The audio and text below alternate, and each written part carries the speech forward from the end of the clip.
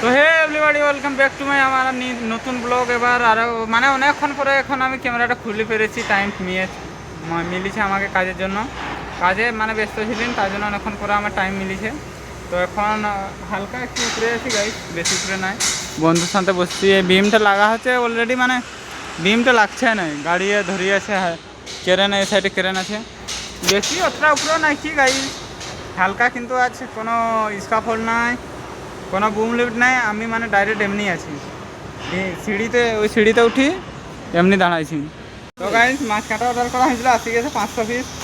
দেখো মাছ কাঁটা কেমন হেভি সুন্দর আছে, অনেক দিন চলবে যে সিরায় পারা হোক নাই যে, হেভি সুন্দর আছে মালটা।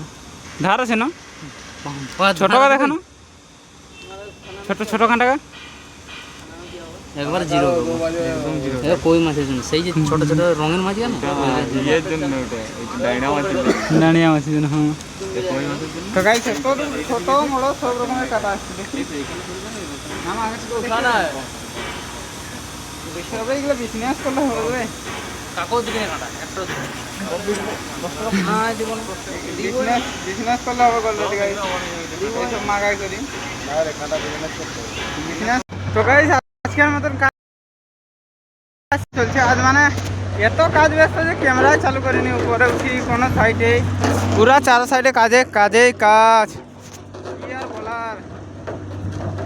আর যেটা মেন কথা হলো, এখন আজ সেরকম কোনো কিছু ক্যামেরা ভিউ হয় না লাস্ট টাইম। আর কোনো কিছু আছে রে বাকি, আর কি আছে বাকি? এসে চলছিল না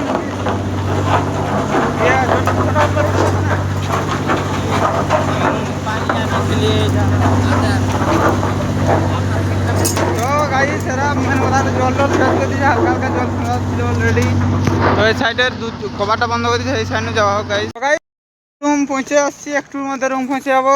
তো এখন বর্তমান যে কথা বলতে ক্যামেরা খোলা হয়েছে গাইস, আমরা রুম পৌঁছে যাওয়ার পর আজ স্নান করবো গাইস অলরেডি। স্নানটা করার পর যা হোক দেখা যাবে, তারপর আজ সেরকম কোনো কিছু না। আবার কাল 8টার সময় ভিডিও মিলবে গাইস অলরেডি।